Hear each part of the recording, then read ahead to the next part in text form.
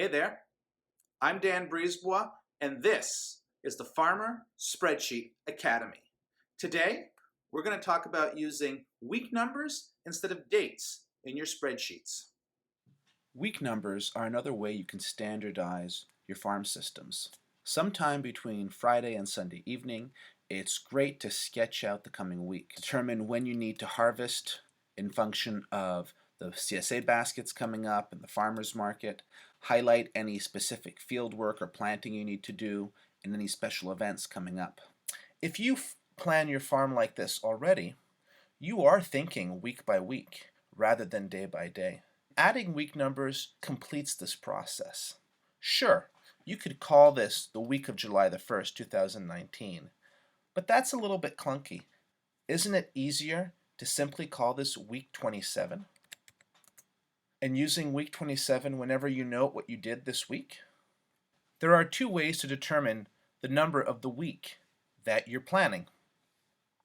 The first system, which is the default of Google Sheets and also Excel, considers week 1 to be the week that contains the 1st of January. To see what that looks like, let's use the formula.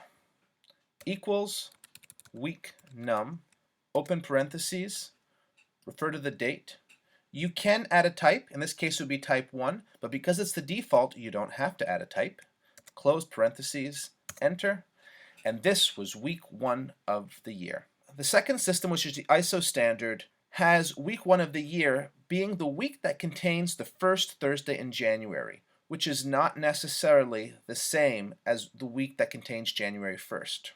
To use the second system, enter equals week num, open parentheses, refer to the date, then use type 21, close parentheses.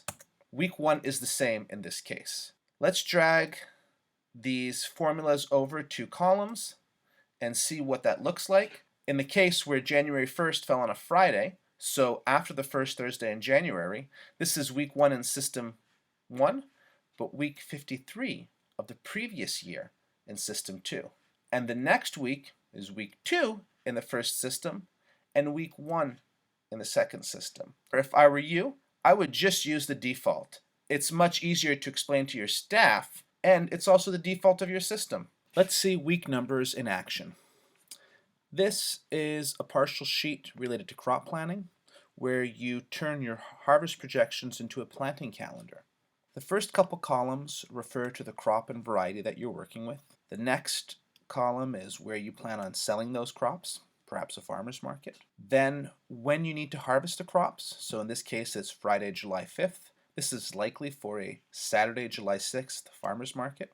And you can see what week number you're harvesting on by entering equals week num, open parentheses, click the date, close parentheses. That's week 27.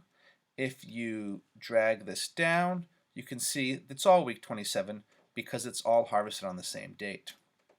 To determine your planting date, you'll need to enter the days to maturity, the DTM, of each crop. And it's always important to remember that the DTM you might find in a catalog is a guide. It can vary in all kinds of weather, but it is still a handy tool. So this is the DTM, and to figure out when to plant, you choose your harvest date minus your DTM. Planting on Friday, June 14th will give you a crop Friday, July 5th. You can drag this down to see what days you need to plant. You can see that these dates fall on all different days of the week.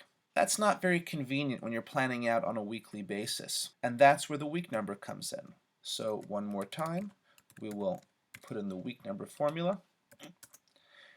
We're planting on week 24 to have arugula on week 21.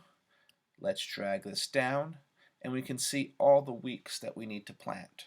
I've included a couple other columns in the spreadsheet that are very useful for crop planning, but we're not going to look at them right now. Let's look at this last tab where I've summarized the planting information and I've sorted by the week number. This makes a handy calendar to know what to do on each specific week of the year. One last thing, on our farm we refer to a planting by the week number. So carrots planted on week 19 would be called week 19 carrots. We also have week 21 carrots, week 23 carrots, and more. I love referring to plantings this way. It gives you a lot of information when you're in the field.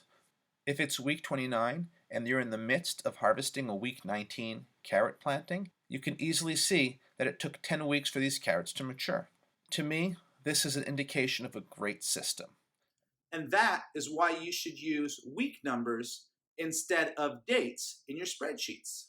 Thanks for watching, and you can click the subscribe button so that you don't miss my next weekly farmer spreadsheet tip.